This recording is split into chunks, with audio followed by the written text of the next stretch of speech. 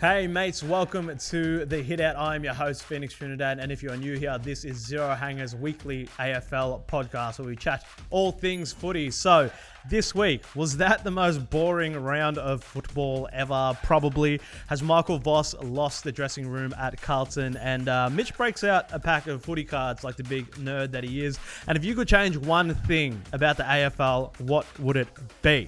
But while I've got you, subscribe to the YouTube channel if you haven't already. And if you like the draft, all things draft, check out Craft of the Draft on this very YouTube channel. So with all that being said, let's get into it.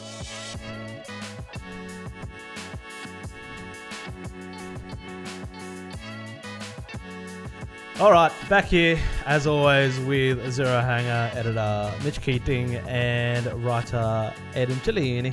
How are we? Good morning. Good. Happy Good. Monday. Happy Monday. Happy Monday. Happy Origin Week to all those who celebrate. Let's just get into it. Yeah? Origin. No. The most boring round in footy, apparently. Yeah, it was like you kind of saw it coming. Like if you had plans this weekend, you didn't really miss out on much from the footy. I think the first 1, 2, 3, 4, 5 games, the lowest margin was 41 points. None of them were really like too entertaining, like in the second half. Like North actually were quite exciting in the opening term and helps with a bit of a rev up pre-game and the situation. But Dogs kicked away. Again, the Blues just couldn't get close to the Pies when you're hoping for a response. Giants handled West Coast with some comfort as expected. The Suns. I didn't even register that game happened. Now that I'm It's just looking like, at it, I did not remember that game. Just at to all. kind of add to the whole weekend, they kind of just shoved that away in Friday night at like 8 o'clock. So Was there even a Eastern story time. that came out of that one? No, not really. Like feel bad saying this because Tom Green and Harley Reid like hit each other, and that was about it. Yeah, I did remember that. Both got fined. Yeah, that was the biggest talking point probably. Like and then Toby Green threw it in. going for that like little, Threw it in like his- he literally stopped play to hit Reid, Yeah. and then just kept carrying on. Class, just Toby Green things, you know? just man getting hit by football areas. I didn't get to see too much of Essendon Gold Coast, but all reports it was a good game for the Bombers. Mhm. They still lose by 41 points. Did you catch it? Okay.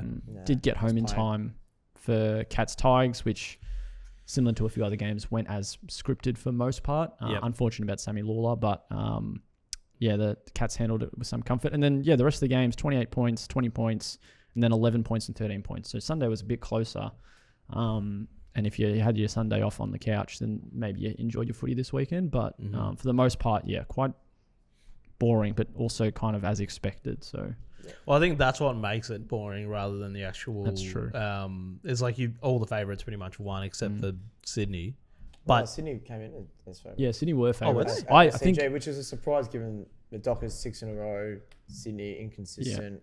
But as SCG, Swans have been improved the last month. So they did start narrow favourites. And I guess people were right given the fact that they ended up knocking off the Dockers. Yeah. Okay. I know... I mean, it's going to be obvious that this is probably the only full game that I watched, but the Adelaide-Melbourne one was actually pretty entertaining. But it's just so frustrating to watch us as a neutral or as a supporter. What'd you kick this week? We actually kicked... I think we kicked more goals than behinds this week. I was 11-11. Almost. I mean, that's pretty good. I think for you- us, I think that you- is a win. I think you started like 3-7 though, Oh, yeah, so big you time. got it back a little. It was awful. But we got the kicking boots on in the second quarter. But...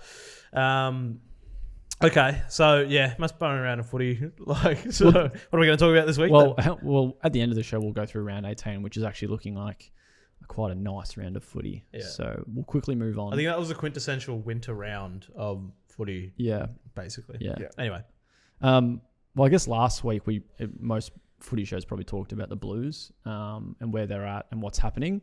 We kind of held it off for a week just to see, obviously, what happened with the Pies game and just how they would respond, hopefully, this time. And, it was, as we've spoken about for this round, it really just wasn't the contest that a lot of Blues fans were hoping for. Now, that a lot of them would have gone into the game, fairly concerned coming up against a form team of the competition. And you would have really liked to see a response after that game against Port Adelaide the week before. And it just hasn't been even close to, just that one step of improvement that you'd like to see from Carlton. At this point, we had a mailbag question last week we didn't get to from Luke, who said, is it Voss's problem? Is Voss the problem or is it the players' problem? And it's probably a topic that a lot of people try and figure out because, like, obviously a lot of pressure on the club at the moment, and that immediately goes to Michael Voss. But a lot of others think that it's the playing group and their inability to respond to what's been happening that's as big of a concern or even bigger. Yeah. As a Collingwood supporter, do you get anything out of that rivalry at the moment? Because like I think I saw a stat sometime over the weekend about that actual rivalry, because that is meant to be, the biggest rivalry in footy. Yeah. But the games stink. Like, Collingwood have won most of them by a pretty decent amount.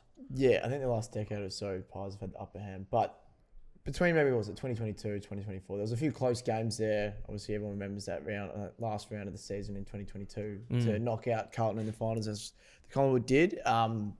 Again, you still get satisfaction of Collingwood performing the way they did against Carlton to really kind of stick it to them. But just from a Carlton perspective, yeah, they just seem lackluster. They seem checked out, more so playing for themselves.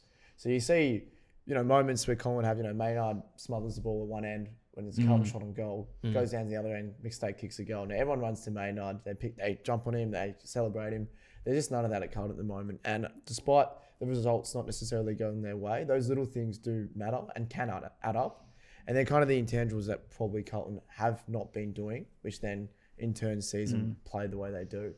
So, it's just, yeah, I don't always believe that it's just the coach's fault. Yeah. I think now, especially given Friday's performance, you can definitely look at a few players that can not necessarily drop or, not offer contracts next year or look to trade them, but maybe give them a stern talking to, given the fact that they're struggling at the moment. Yeah.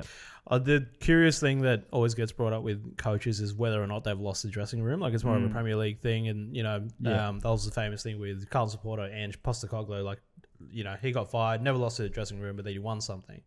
It does sort of seem like now he may have lost the players slightly, or they just, not him personally, but they just don't believe in the system. Like, I don't know. They just look like they've just given up. Yeah, when you say, like, is it the coach's fault or is it the players? I just think it's both. Like, and it can be. Like, I look back 2 weeks ago since that Port Adelaide game, and if you had a group that really was fighting for you and your cause, that you would have got a response then, and not what they dished up in that first term and then by the end of the game.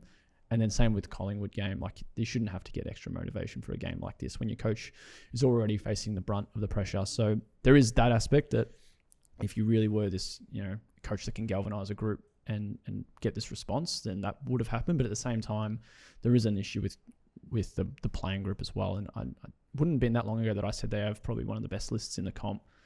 But they're quite top heavy. It's not the top six that needs the attention. It's the bottom six and the kind of players that they have to rely on to fill in those last six or so spots. So I think when you talk about if it's the players in the list, they have a list that can contend, but they are relying too much on that bottom quarter of the starting squad. So I see it as there's problems everywhere, not just one or the other. Yeah, I do it seems...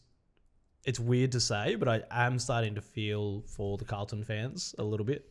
I think we posted something last week, and then I had one of my mates, message me as a diehard Carlton supporter, and it wasn't even anger at this point. It's more just like sadness, and especially for Patrick Cripps, who's like he's just like led this club through so many things, and we were actually just like tossing up the idea of like, what if we? I think it might be nice to just trade him. Just for his happiness, to like just send him somewhere, just like to like a Brisbane or a Geelong or something, just so he can like play finals and have a little bit of success, because he honestly deserves that. Right, yeah. Like he doesn't deserve what is happening to him in for most of his career. Like he's just so good that, anyway. It's just a familiar tale that you kind of go through Carlton the last 10, 20 years, and after 4 or 5 years of a coach maybe not necessarily working out, they get the flick. Mark Murphy, 300 game player, club legend. Father, son, again, didn't see success that probably as an individual deserved. Even Chris Judd, when he moved there, obviously had success at the Eagles, but again, led that club, put him on their shoulders, won a Brownlow there, but again, couldn't see things. And again, unfortunately, it seems like Paddy Cripps is kind of living the same narrative. Can I just add one thing? And this is more for the Pies and the Blues. I think we're not talking about Collingwood as much as we should be, as how good this team is. Like, they are a Jack Crisp kick after the siren away from having a 15-game winning streak, and having only lost in opening round against GWS. Like, they're sitting pretty. They're 10 points at the top, and they're rightfully flag favourites. But I don't think we're thinking about how good of a contender the Pies are this year and how well they're playing. So maybe one for next week's show if they keep up and get that to a 9-game win streak. I can't remember who they've got next. Oh, they've got Gold Coast and Gold Coast. So that's going to be a nice game. Next 5 weeks or so, even the run home, they've got, I think, 4 or 5 matchups against top 8, 9 teams. So the last few weeks, especially in the midst of their winning streak, they've just beaten up on the teams that they should have with a couple of wins that are pretty handy as well. So they do need to kind of maybe fine-tune a few things in terms of the run home. But as you said, up until this point, with what's already been produced, it's pretty formidable. Yep. I just don't find it that interesting when a team is that is dominant. Like, I don't know. Like, everything's just good. Like, what do you even talk about? And then it's like Sydney, where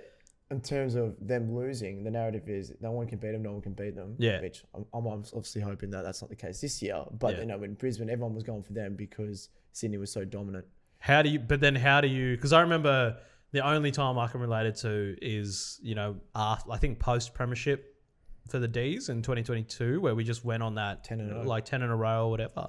But even then, like, everyone could tell that we weren't actually playing that well. We just like scrounging out wins. But for Collingwood, it's just, you guys just are really good and you're winning every game. Yeah. So, like, how does that feel? What's that feeling like? It's kind of like those nightmares where you just wake up before the ending of it. And I just don't want it to, you get ahead of yourself and think you're in the clear. Because, again, we saw it last year. We've seen it before. Then even in 2023, we'll probably, with Brisbane as well. Yeah. Collingwood and Brisbane probably the best 2 teams in the competition. Maybe Pies had the upper hand. But that grand final is arguably one of the best this century or in recent memory anyway. So, again, it's a new, and Craig McRae said it, every footy coach has said it, every player says it, you know, once you get to finals, it's a new season, it's a new campaign. Everyone starts at 0-0. So, yes, you have to get there first. I do get that. But, again, it's a new ball game. Okay. Once September hits. Yeah. All right. Well, we'll get into that maybe next week. But I had a question. So, as I alluded to earlier in the podcast, it is Origin Week for NRL fans. Happy Origin Week to all those who celebrate. We've talked about it a little bit for AFL bringing back State of Origin, but I want to revisit it because I've been thinking about it a lot. Yep. Obviously, it has to be, like, how would it work if we were to bring it back? Because I know that a lot of players do want to bring it back. Yeah. But I'm working on a video for, Society Zero Tackle about, and we do mention just the cultural difference of Origin versus in the AFL. Like, in the AFL, it didn't work, or people stopped caring about it because they didn't want to get injuries and whatnot because you value the premiership more over winning State of Origin. Yeah. But in NRL, it's almost like side. People just some people would rather just win Origin than their club win a premiership. Well, like you said, if a player gets injured like 2-3 weeks out from Origin, it's not, they're going to miss the next 2 games for their side. It's, they might not play Origin. It's like, that's the priority for them. Yeah, I would love to see it back. Obviously, haven't seen it in my time. And it needs to be done right, though. Like, you can't bring it in and have it as a pre-season exhibition game, I don't think. Yeah. Like, the Indigenous All-Stars game was good. Yeah. Because it's in the middle of their pre-season. These players need to be fit and firing in preparation for a new year. But you can't fit in, like, it depends how many games you want to get out of it. It's not most radical, but the concept that comes to mind is you would strip back the home and away season to 17 games. So everyone just plays each other once, which I think a lot of people are in favour of. Then the issue is with the TV broadcasters, like, where they're going to lose, 7-8 games worth of broadcasting, and that's a lot of money. So you'd try and fill in those kind of weeks. So you'd maybe have kind of like what the NRL does, in more kind of break weeks, and you'd be able to fit in Origin games in season. And there just needs to be to get players motivated, there needs to be some sort of cash prize at the end, something that is really going to make players want to push to play. And then obviously the coaches might not have a say in who gets picked and who plays. Coaches would hate it. Oh, but, absolutely. Yeah. And the only way it would get done is if you're adding games rather than restricting. Like, for the AFL, like for broadcasters, the only way it's going to work is if you add games. Yeah, that's what I'm saying. So if you get the season, if you can get enough games out of Origin, so ideally it's like a round robin as well. I don't know. I'd like to see the Vic side split in 2 and have Metro and Country. So you have Metro, Country, Allies, WA, SA. So what's that? 5 teams. Similar to the under 18. Yeah. So you'd have 2 games each Origin week, and and one team's still getting a break, so it's not like players are having to back up every time. It might be too much though, having 5 teams, and maybe if you just have 4, then it's 2 games every time still. But I think that would be the best way to fit it in and have it work. You're not having 24 games and then Origin, because players aren't going to care. They don't want to be playing more than 20 games, let alone 24. I think when you just mentioned it now, because that's the model of the country champs or whatever. Yeah, it's under 18s. Yeah. So what if it was like State of Origin, but like that, but it was only like under 21s or under 22s or something? Literally just had the same. Like when you said like under 18s, I thought, an under 20s or under 22s is probably a good way to put under it. 22s, yeah.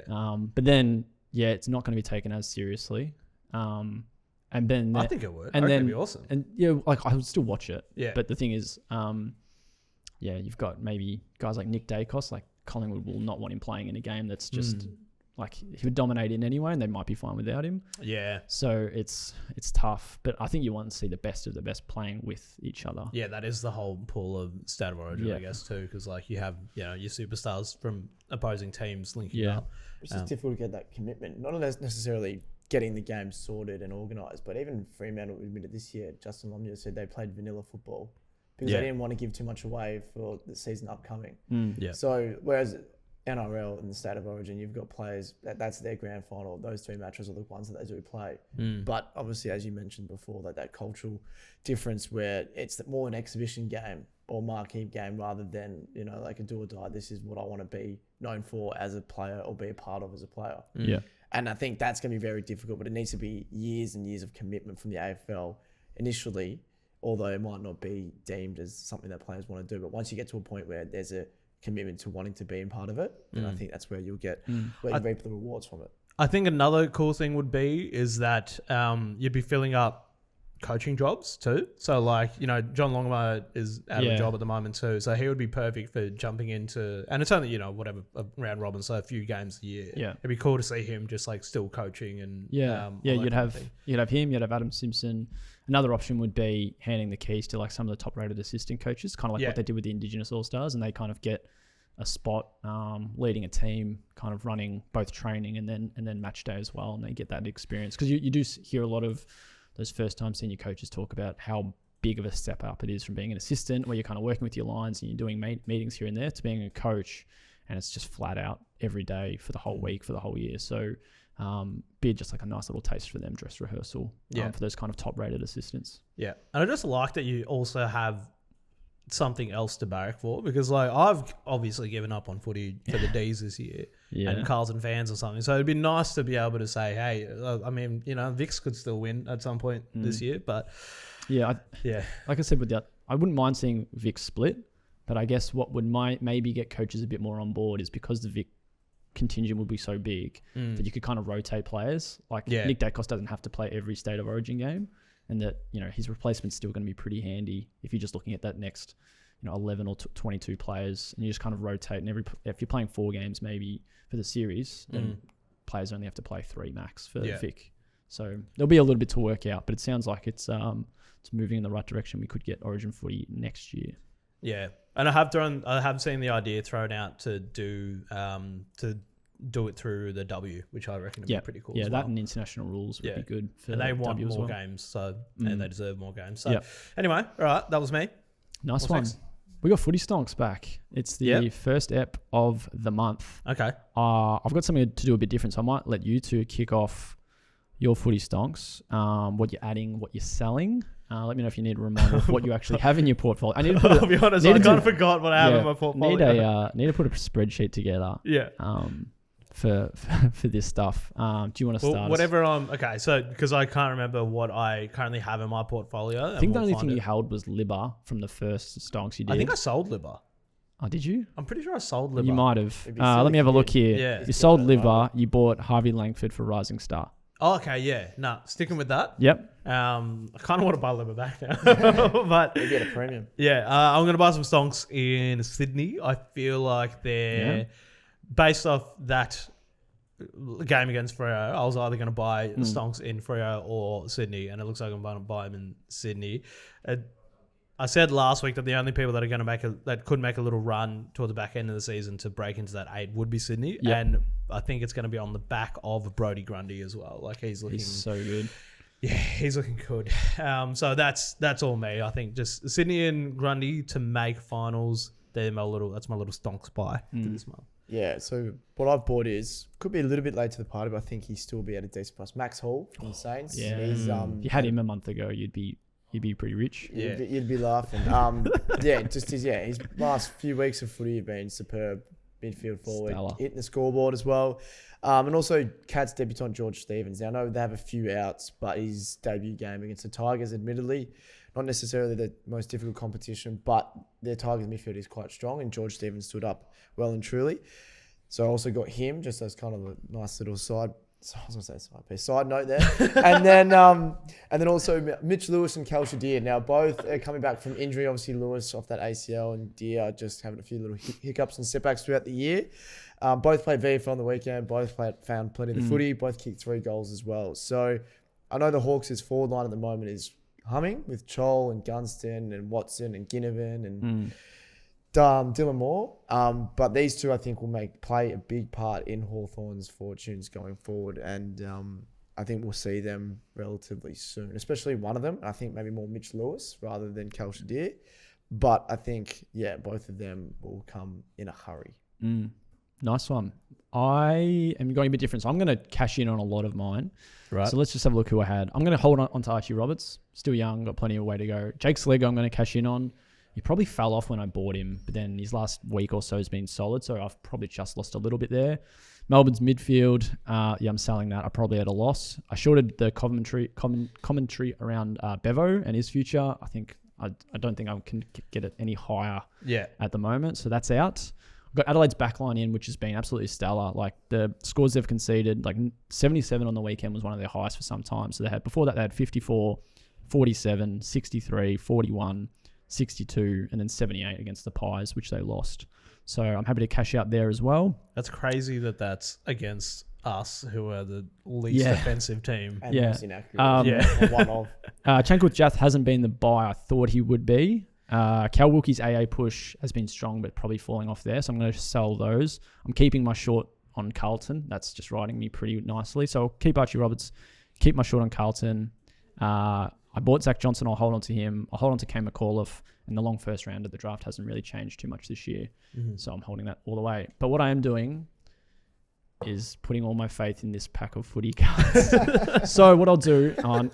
And you got to hold it up so that we can see it on the camera. So there we go. Yeah, above your screen. I've got Team Coach 2025. So there's 9 game cards in there. I can't remember the last time I bought footy cards. So I was having a look at the I'll back. be honest. If I looked at you, I would have guessed that you buy footy cards every week. It was the worst thing. So I go to like the local newsagent at where I live, and I'm lining up, and my neighbor lines up behind me. So I'm like having a chat with him, and it's like all good. And then like I get up to the can, I'm like 1 pack of footy cards, and I was just like, oh god, like he's probably here to like pick up the paper and like as an actual adult, and I'm just like, yeah, I'll take my footy cards. So just the footy cards. Yeah. Thanks. So I was reading like. There's Trophy Wilds, which is supposedly really good. So if I get a gold one of them, it's 1 in 4,320. So there's only 12 in existence. So if we did that alive, that'd be pretty cool.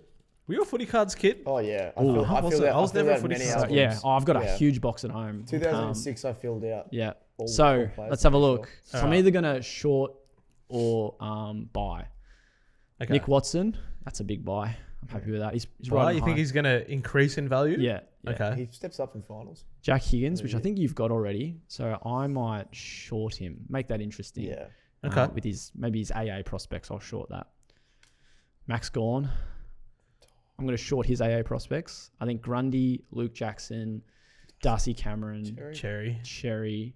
There are heaps coming for his spot. I see where you're coming from, but I think that the AA selectors just want to get him as many jackets as possible. So, yeah. But, fair. So, I've got to probably write these down. Yeah. Liam Duggan. Short. He's actually the nicest bloke ever. So, I'm going to back him in for the rest of this year. I reckon West Coast maybe pick up. I know we did our predictors last week, and I think I had them picking up 1 win. Yeah. So, he's going to be a big part of that. What is this? Oh, this is old school. This is like a Scanlon's one. This is Caleb Sarong. Oh boy. Yeah, this is nice. I'm going to try and show that. You can zoom in there. the- It's the got like back a of it. little I'll take a thing. photo of it. It's got like a thing where I think if you get them all, it makes a picture on the back. Oh, nice okay. and I was old going to school. say it looks like a misprint. looks like Yeah. the scoreboard of last year's game. Yeah, misprints Yeah. are actually worth more than than anything else. That's good. Wait, what are we doing with Sarong? Oh yeah, He just got done by Jordan, so Yeah, so his stock's pretty low, so I'm going to buy into him now. I like Okay. it. I want to be like it's one bad game really. What is this? I think this is just like an ad card. Fantasy forecast. James Rowbottom. Scan and predict fantasy points. I'm not counting that. I What's like that? James Rowbottom, but I'm not doing anything here. Well, this looks nice. Danger. This is a AR Footy Flicks. Scan and... Geez, you just scan a lot of this stuff now, don't you? What is So this is Patrick Dangerfield. There you go. what is that? Hold though? that. I don't know. You can hold that up and show the camera. Footy Flicks. Oh, okay. So it's just like an app thing that you can and have Patrick Dangerfield in your house. I wouldn't say no. I'll buy some Danger stock. He's looking all right. You're Back gonna want into to it take a that little bit. home. Hayden Young. I'll have to buy stock. He'll be back in the next couple of weeks. So. Oh, he's a shiny. Yeah, he's a silver one. The It looks silver. like. There Shiny. you go. And Darcy Cameron. So if I'm shorting Gorney, I've probably got to You got buy it. some stock into Darcy Cameron. So there you go. There's a Also couple of pack, cards. It's not a bad. That's a good actually pack. quite good. Yeah, It's a that's good nice. I feel like there's no Does- real duds in there at all. Does every player have a footy card though? That's what I was just about to Like, ask. am I gonna because pull they're all- like a Harry Sharp footy card at any point, or like Harry Sharp's probably a bad example. He's a starter. Yeah. Yeah.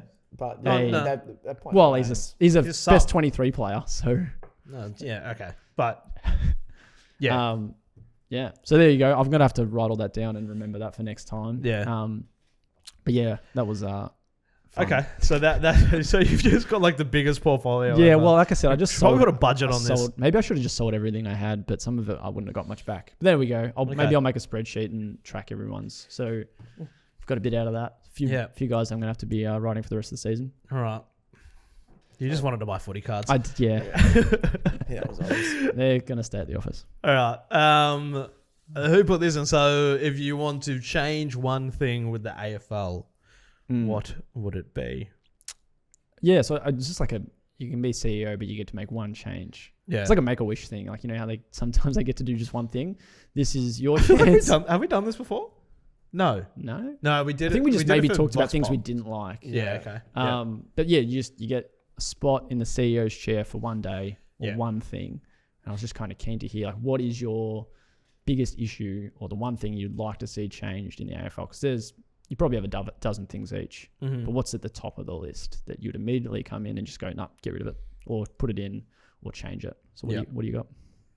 Oh, you were first on the rundown. Oh, okay. I'll go first. Mine is keep mine rolling. is getting rid of the bounce. Yeah. Now, I like a lot of the traditional values that footy still upholds and a lot of the parts of the game that are really unique. But there are way too many reasons stacking up against getting rid of the bounce. Yeah. Like the fact that the players hate it, the umpires hate it, coaches hate it. Like the only person that people that love it are the traditionalists. I know Gorney likes it.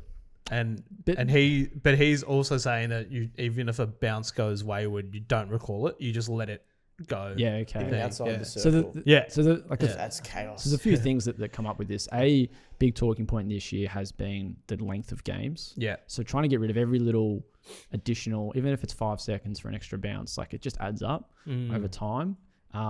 Big talking point over the last week has been umpire contact. And Dimmer Hardwick had a pretty good point in this, that like these bounces can just like almost take right turns and still be called play on. So players like Matt Rowell are having to change direction immediately and might collide with an umpire. And that, as we've seen, could lead to suspension. So there are a number of reasons why I get rid of the bounce. Like the other thing is like umpires hate it. Like we couldn't have Ray Chamberlain umpire last year just because he couldn't bounce it. And then the other thing is like just because like such passion from fans that hate umpires that even if they stuff up a bounce, which is really hard to do, like 10 times out of 10, they get booed for it. I've just never understood. Like if a player shanks a kick, you don't boo them. Like I don't know. It's just I do. yeah. From their I don't Melbourne know. players. I think it's time that you get rid of the bounce, ball it up. And Yeah. it's easier for ruckman. It's so easy to control, like for the rucks, that if it's just a perfect ball, and then I think they can play to their strengths a bit more as well. Well, the argument against it is what I was saying, like just repeating what Gorney was saying, that he enjoys the chaos of it. Yeah. But I think the cons outweigh the pros. Yeah. In Yeah, you that got that regard, right, in that. Yeah. I just think it's just like, Yeah. I get why people just want to keep it for the sake of keeping it, but I think it's just pointless. I think they just should throw it up because you're throwing it up like most of the time anyway. I like it. So I do like the bounce, but like you said, there's so much going against it at the moment. Yeah. I wouldn't miss it. I just feel like, again, not that this strips away from the ruckman, but in this particular instance, the ruck role is diminishing. Yeah. More like as we go on the Yeah. years. So like throw-ins now are turning into deliberate out of bounds, insufficient intent, and soon maybe could be last touch because everyone doesn't know what the rule is. And then I'm not saying they're getting rid of the opening bounce, obviously start quarters and replay after goals, but I don't know. I like the separate nature of the rucks and the ruck roll and everything to do with all the intricacies of that as well. And I really enjoyed I appreciate how they got rid of the third man up because it allowed the two big guys to just get to work and do what it needed to do. Yeah. And again, not that this necessarily changes anything, but again, the unpredictability of our game is what I think draws a lot of people to it. And I think throwing it up like a basketball tip-off, in my eyes, although admittedly there's so many arguments against it, or for it, sorry. I just don't. Okay, what if instead of like you get rid of the bounce, but instead of throwing it up, like the umpires like kick it up or handball it up or something, just to add like a little bit of extra chaos in it. It's still controlled, but the spin of the ball is unpredictable. They could, and like a banjo umpire, they could just like toss it. And because like that could go a little wayward, but it's like it's less like taxing on the umpires like bodies because that's what the argument is for umpires, right? So you still have a little bit of chaos. Well, that and I got it. Umpires have to kick it up with their opposite foot. So it's still a bit more chaotic. So then it's outside the ruck circle, the center circle. Well, it might be, but it might not be. Well, then I've got like a foosball machine. How you just pop the ball in from the side. There should be like a drone that holds the footy and then it just and then it just drops it like a blimp, just hovering across the ground and then just dropping the footy. All right. Yeah, because you want the chaos for the sake of keeping the rucks and stuff, and you want the silliness of AFL to stay traditionally silly, which is what it is. Yeah. But then you also want it less taxing on the umpires. So get rid of the bounce, make them kick it up with their opposite foot. Just solved it. Andrew Dillon, call me. That reminded me of like year 3 at lunchtime when you kick the soccer ball up, you have to wait for 3 bounces before you can actually start play. Yeah, I was just thinking that, but with the footy, it would literally be even more chaotic than just 1 bounce as opposed to the 3. Yeah. But I think one thing I'd change is length of deals. Okay. Again, I know it's up to the clubs and their discretion to offer players whatever they want in terms of finances and length of contracts, but I think it's kind of getting out of hand now. There's talks of... Do you want a limit? Yeah. Kane Corn's over here. No. Shaking his fist. Oh, mate. No. I think, when you stay here in contracts of 7-8 years, and then I think the Saints, my understanding is they've offered Zywang and Ian Miller a 2-year deal with an 8-year option extension, and it's getting a bit crazy, I think. So I think there's some sort of limit, and also it helps safeguard clubs. It doesn't necessarily also put players in the whip hand. I think a lot of players now have power in terms of I want to go to this club and I deserve this kind of deal, and clubs are forced to trump up so much money and these long-term deals, which more and more we'll see players, unfortunately, maybe retire, given the fact there's a lot more of a focus on players' health and welfare and stuff like that. So I think with that coming into more of the foreground of our game, I think restricting, again, not saying 4 years is the max, but restricting up to 6 years of a long-term deal, as opposed to maybe you get 8 or some even 9, which I think Cozzy Pickett is. Yeah. Or he was 8 or 9. So yeah. I think it also then puts more power back into the club's hands, which it should be, as opposed to the one individual kind of dictating terms. Yep. Well, to take a page out of your book, I like it. I also think it's just funny because it's like contracts barely mean anything at this point anyway. Like nobody, I mean, maybe we should get a stat finder to find how many people actually live out their long-term contracts or whatever. Like I know Buddy did and he extended for a year, but out of the long-term contracts that are currently in the AFL, do most players get to actually play out their whole contract? Yeah, like Dusty's was pretty big. It was 7 years, and he got to that. Okay. I think most you'd find do, but as probably any relationship, there's always some murky water there in between. Yeah, Yeah, well, that, just got to look at. my argument gets thrown out there. Well, you just got to look at Grundy and then like Track and Clary could have left last year. Trelaw, I can't remember Trelaw's, but he was obviously contracted for a little bit when he left the Pies. Yeah. It's hit and miss. I don't mind the idea. Cap it at 5 years or something. I think the NBA does the same thing. So they have a cap, but they also get paid like $250 million over those 5 years. Yeah. So there's a difference there. I don't mind that change though. Well, that kind of plays into what my change would be, is that I think that you should be allowed to just trade players without their consent. Like, just send them to another team. Because, like, purely from a content point of view, from somebody that works at a digital publisher that relies on big stories, like the Luka Doncic thing, I would love to just be able to just send a player to another team or another... Like, just imagine sending, Darcy Moore to Tasmania. Like, from a content standpoint, it'd be great. But I think to Mitch's point about traffic would be unreal. NBA, it's more viable there because they've probably got the means to do it. So if you just got, hey mate, on Wednesday you're not anymore, you're there Friday. Whereas here, it's just too difficult to maneuver. That's why it would be funnier to do it here. Because okay, because you'd be sending someone from like Sydney to Perth or whatever. Yeah. It'd be awesome. The thing I'll add is I hate it. But but the one way I could see it that I actually wouldn't mind it is that players in the NBA do this too. They have a no trade clause. So guys like LeBron, Carmelo Anthony, they're like, you can't trade me unless I say so. Yeah. So players would be like, all right, I'm going to have a no trade clause, but it's likely going to shave, I don't know, 50 to 100K off their salary. Yeah. So they'll get paid less, but they know they've got the security and they won't leave where they are. Whereas guys might get paid an extra $100,000 a year, but they could. But you could go to Tassie. But yeah, you could get thrown around the league. So I think they would have to have some sort of agreement in the CBA. Well, the CBA and AFLPA will never agree to it anyway. But if we somehow ended up like that, that would probably have to be included. Well, I'd like to think it would be. Is the fact? Okay, so the idea that you can't trade people without consent, is that to do with just the AFL, like player union or whatever, or is that like an Australian employment law thing? I don't know about the latter, but the PA will never agree to players being traded. Is that also why salaries you can't know player salaries and stuff? Well, I think if the AFLPA wanted them to be public, then they could be. I don't think there's anything at a higher level that's stopping them. But I don't actually know all that much. Okay. All right. Anyway, good. Yeah, good. Sweet. What's next? Well, I host the show.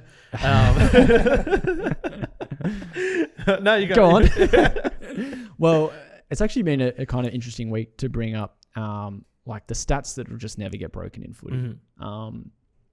On the weekend we almost saw both Matt Rowell and Tom Atkins get close to the all-time tackles record, which is 20 by Rory Laird a couple of years ago. They had 14 and 13 at halftime, respectively, and fell a bit short by the end of it.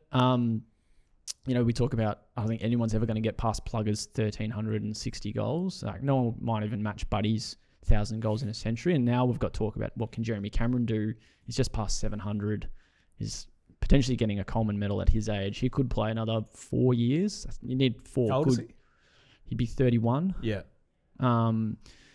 He'd need 4 really good years after this year to get even close to 1,000. So I wanted to ask, what are the Footy's Unbreakable Records, and what records would you like to see broken?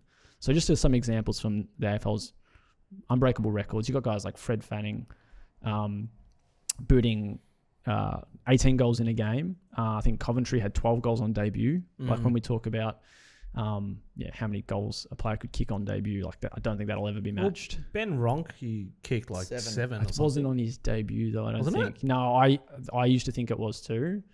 Unless this is like I thought that was the whole thing with him. I thought it was. I think it was like a Mandela effect, but at the same time, maybe I've doubled. No, you're correct, Mitch. It was his third game. So, which I thought it was his debut, but it was his third game. Third game? Oh, okay. So like Bob Pratt and Peter Hudson kicked 150 goals in a single season. Not happening again. We'll never see someone debut at 15 years old, which Claude Clough did back over 120 years ago.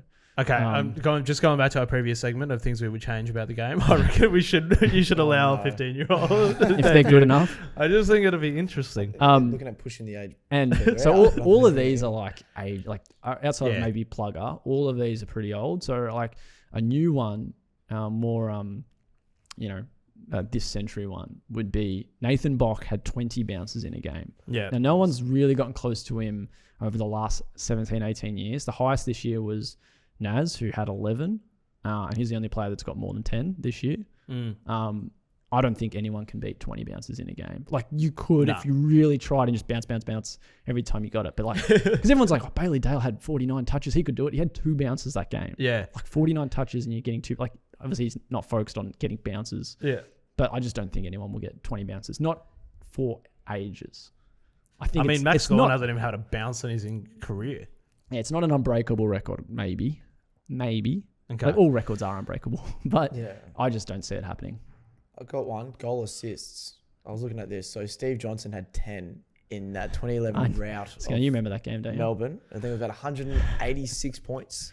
So I think Stevie J, kicked 4 or 5 himself. He had 10 goal assists. Yeah, that's good. And I was just starting to think, so Brian Meisner, the cat, who's pretty good at finding teammates inside 50, usually convert. Jason Ackermanis many years ago, but I think the next best was 7. But I wonder, Pat Lipinski as well, there's deemed a money kick, which is a kick on outside 50, inside 50, and they're the players that you want to have the ball in hand when delivering to their teammates. Now, Pat Lipinski, I'm not saying has gotten close to 10, but he's that type of player. Like Brian Myers as well, finding free Geelong teammates inside 50. And I wonder if 10, which is 10 goals, which is probably not saying AFL average, but a decent start. That's one player directly handing 10 goals to their teammates. Grind's best in a game is 5, and he's only done that once. He's never gotten 4 outside of that, so he's got 3 heaps of times, but 5 is his all-time best. So we'd have to double that, and that's assisting 60 points worth of a one team score. I would put that as just about unbreakable.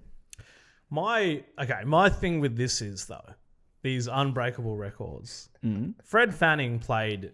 When he was born in 1921. Yeah. And he kicked his unbreakable record is that he kicked 18 goals in a game. Mm-hmm. So he would have been playing in like the 1940s.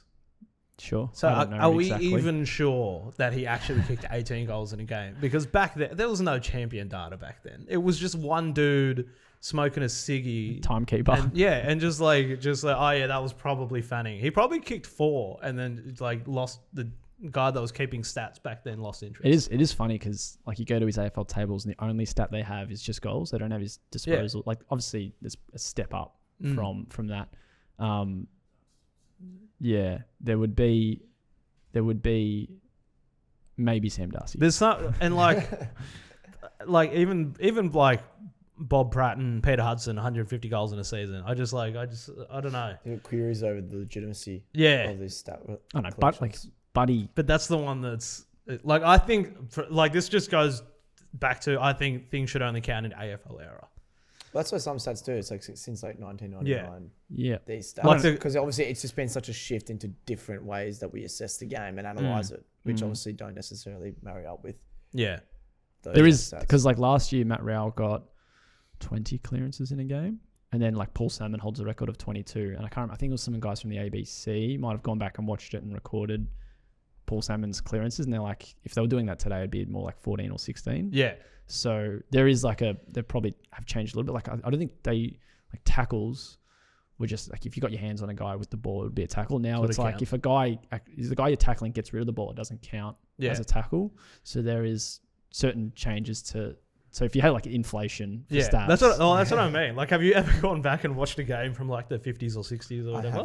Because like it's so bad. Oh yeah, like a bag of 6 is like 10 back in the day. So not that happens too often, and Plugger and Dunstall are probably doing it every second week. Yeah, but there is some stats that like Clawcloth, like no one's ever going to debut at 15 years old and 15 years and 200 days old. Yeah, like, I mean, if World War III eventually breaks out, like it is happening. By the way, if World War, I can see it being broken. No, that was good. I like that. Unbreakable Records. Cool. Nice. You're hosting this, remember? Like I just forget that sometimes. Weekly awards. Oh yeah. So this is our weekly segment where we hand out an award for every thing that happens. That caught our eyes. This week, three coaches get it. I was going last. Who put me first? Anyway. So my award this week is going to Ken Hinkley, and I think we all know what for. He's winning the 2 weeks notice award because that dude is checked out, and I love it. I literally had the same award coming did you? today. Well, I was going to. I had the checked out coach award for Ken because just those teeth, the fake teeth thing. Yeah, he's so out of here. Yeah, I love it. He could do anything he wants. I just related to it so much because, like, I remember at my last gig, like the moment I handed in my 2 weeks notice. After the 2 weeks after that was like the most fun I've ever had at that job. Like it was just Anyway, I'm with you, Ken. I like it. No, I haven't checked out here. I'm just saying I relate to that feeling of doing dumb shit. Yeah, I like it. Mine also goes to a current coach, Luke Beveridge. This is not something I saw coming. Like, here coaches are they can defend any kind of question when it's about commentary in the media because they'll either say, I didn't hear it, or I don't pay attention. But then at the same time, they'll pick up this random stuff that like hardly anyone might have picked up on in the media. So I know that they certainly kind of lie a little bit when they say, I didn't hear that. You'll have to explain it to me when they probably are well aware. Plus, they've got media managers who brief them on just about anything due to them or their club 10 minutes before a press conference. So it was very interesting to hear Luke Beveridge kind of, when talking about Bailey Dale's role, and he said, like, I know the super coaches won't be happy with me because it's absolute fact that people who are really into super coach hate Luke Beveridge just because of some of the different stuff he does with selection. He'll move guys around. He'll kind of have that shape-shifting team that really works for him. But if you're a guy who owns Bailey Dale, you don't want him seeing playing wing or forward. So when he was talking about Dale's role and being able to play him a bit further up the ground in his post-match press conference, just off his own bat, he just kind of said, I know I'll get a bit of attention from the super coach people, but I don't really care too much. So I love that because I like knowing that all the like people that are just upset with Bevo, like it is getting, like not getting to him, but that information is well aware of. Getting back to him. Yeah. So mine is the idea that he's aware of that is very funny. Yeah. Just because everyone that plays Supercoach is just a giant nerd as well. And like Luke Beveridge is just the exact type of person that would he could play a bully in an 80s movie. Yeah. And I just love that dynamic. To be fair, I do play Supercoach. So I'm going to... Yeah, you're a nerd. You brought footy cards to the podcast. I was about to defend myself. I probably can't now. So yeah, he gets my unexpected clapback award. So love it. It was nice of Bevo. Yeah, I've really enjoyed his presses this year. Yep. Entertaining. It's just, he's been very, very funny. Beautiful. The Navajo Indians was another one from Thursday night that he also brought up. So yeah, he's in good form. Yeah. Bevo. Mine goes to a former coach, Dennis Pagan. So it's the Gentleman Start Your Engines Award. Now, if you can kind of take your mind to the start of NASCAR and Daytona 500s, they usually get a celebrity in to kind of scream out to the drivers and get them fired up for the race that is. Obviously, Dennis Pagan was invited down by North Melbourne to celebrate their 100th year game on Thursday night. And it worked. His rev-up speech, his pre-game speech worked for the better part of, I guess, the evening, especially the first half anyway. North Melbourne were up for the fight. Everyone tipped it to be a one-sided affair. And actually kind of smelt a bit of an upset on our hands. Now, obviously didn't pan out that way, but I thought Dennis Pagan still performed at a very high level. Premiership coach for the Roos, 20 plus years ago in the 1990s. But I just thought, a little shout out to him, and also maybe just a side note to North Melbourne for getting him down because it worked, but maybe they just need someone else to every quarter. Kick him in the second half. But his award goes to him. My award goes to him. That took way too long to get out. Yeah, no, I loved it. I got a little bit worried because he's just so passionate, but he's not a young chook anymore. And I was just watching it. I'm like, okay, we just calm down a little bit, please, because it looked like we're about to have a medical event. So funny. There was footage. I don't know who released it. Might have been like Rhett Bartlett or something that does all the, I can't remember what's the word called, archives and stuff for clubs. And there's footage of Ron Barassi giving a couple of guys a spray at quarter time. Yeah, and it's just so different. He was just have you got a kick yet? Like, what are you doing? And then, like, that's it. Like, not, whereas, like, get Ross Lyon this year being like, you're an attacking midfield. You got to hold your shape. You got to play in the V. You got to link. Like, and it's just so different. Like, like, Ron Barassi's biggest weapon is like, have you even got a kick yet? He's like one of the greatest coaches of all time. One of the great coaching quotes was "Don't think, do." Yeah. Imagine saying that now, quarter time, as opposed to analysing, where you should have been and whatnot. To be fair, I think some coaches do say that to their players At based some on point, performance. yeah. All right. So Mailbag. I mean, low on the Mailbag. So we have one from Satiris who just said Melbourne stinky. It's more of a take than a question. But More of a take. We do take takes. Pretty accurate. yeah. Not great. Don't really have much to add to that. No, just nod your head and Yep. and yep. Yep. Melbourne stink. Yep. And then this one was from last week. So we didn't get to. We had a lot from last week that we didn't get to. So Jaden says, does Side Bottom have a shout for the AA team? I think he did. I don't know Yeah. if he still does, but he did. The issue He did for him- last week and doesn't this week? No. Like if he probably did earlier in the year, Mm. first maybe 10 rounds. His form was almost unmatched by a lot of other players. But the issue for him was he was playing inside mid. Like if he was doing this kind of stuff on the wing, then sure. But he's in a much bigger group with much more competition. I could force him onto the wing, and they could just put him on the wing because they'll probably do that if they want an outside midfielder there. But I wouldn't have him in my team. I'm not saying he's not in the squad, but he might. I wouldn't be surprised if he wasn't in that either. Yeah. Yeah, it's kind of borderline. I think first 10 weeks you can make a case for him. Maybe the last month or so, not necessarily been quieter, but I think just other players are standing out a bit more. So probably pushes him to that squad, if not maybe on the brink of that. But again, still a ripper year to date. Yep. Nah, not for me.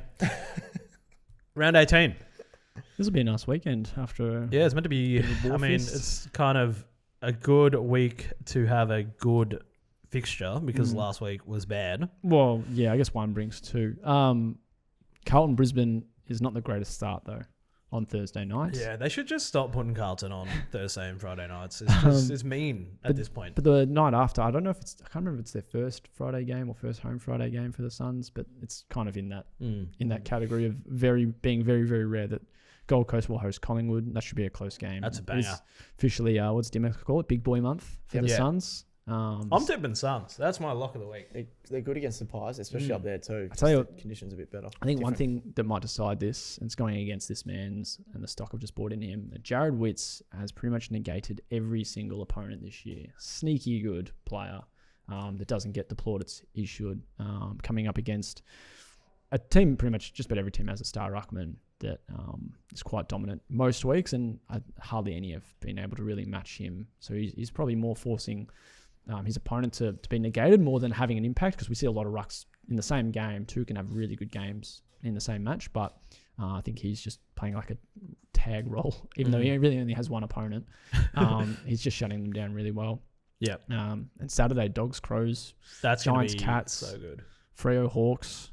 Just about every game here outside of Carlton, Brisbane is going to be hard to tip. Maybe Port, West Coast, but I think the Eagles might get up for this one off a nice little break, given they played Friday night and they'll be playing Sunday Arvo now. So, yeah, it's good. And you look at the ladder, like the last 7 or 8 clubs are all on losing streaks. Like some are pretty long. It's like Port have lost 1 in a row. But then Carlton 3, Essendon 5, Melbourne 5, St Kilda 4, Roos 2, Richmond 7 and West Coast 6. So a few of those might get snapped by the end of the weekend. Yeah, Thursday to Saturday is good. All the Sunday games are they're just classic Sunday games, to be honest. Could be close. Well, yeah, could be could be blowouts. close. Yeah. Like these Roos, But they're not. They're games that it's perfect to just sit on the couch on a Sunday. Oh yeah, and on the watch that. background, if you hear the crowd go up and about on TV, Yeah. you go, okay, maybe I'll tune Yeah, in. yeah, If not, yeah. you know, just Stop keep, doing the dishes. Yeah, and- keep meal prepping. Yeah. Yeah, man, there are some good matches there. I think Doggies Crows is the big watch for me. I don't think Crows are a top 4 side. I think, but I think we'll know after that. Yeah, game. one of these, like a win for that club will be significant, whoever it is. Yeah. And this was moved from Mars Stadium as well to Marvel, so Oh, is that game? Yeah. as well. So, Oh, why did that get moved? so the Oh, amount of- it's under construction. Yeah. So they can only yeah. fit like 5K Yeah, in. 'cause yeah, it's bad. just over 5K, and I think for visiting clubs and traveling fans, it's just even more difficult to get tickets. Which Port Adelaide experienced this year. So Yeah, they did that's right. they did move this game to under the lid at the Docklands. So hopefully they get a big crowd there. And If you are a Western Bulldogs member based in Ballarat, I think you should get a discount or a free ticket or something to that game since they moved it away from my stadium. I think they'll do something. Like they might give them an extra game there next year if it's ready or whatever it is. But Yeah, free Mars bar. That's not a bad free shout, Mars bar. Yeah. That's worth it. Andrew Dillon, call me. Cool. That wraps it up for the weekend. Cool. That was a big For episode. this week. Yeah, good. Yeah, Lots good of good stuff. That was good, What's going on in Zero Hanger? What is going on in Zero Hanger? That's a good question. We've got trade targets starting soon. We do have trade targets starting soon. We do have the editorial for those rolling, as we discussed last week. Love it. What's going on across the draft? Yeah, it was a couple of big games over the weekend for the under 18s. We might have our first mock draft of the year coming on Wednesday. Might. Oh, I don't know Might. about that. Yeah. Do I have to do some prep for that? No, you don't have to do Oh, anything. good. So, no, plenty coming up. And I think we've got Geelong and Hawthorn for our club-by-club draft analysis. So for Cats and Hawks fans, you don't really have to pay that much attention to the draft most years. Yeah. You can find out who you might pick up on later in the week on Craft the Draft. Love it. All right. Thank you for listening. Subscribe to the YouTube channel and we'll catch you next week.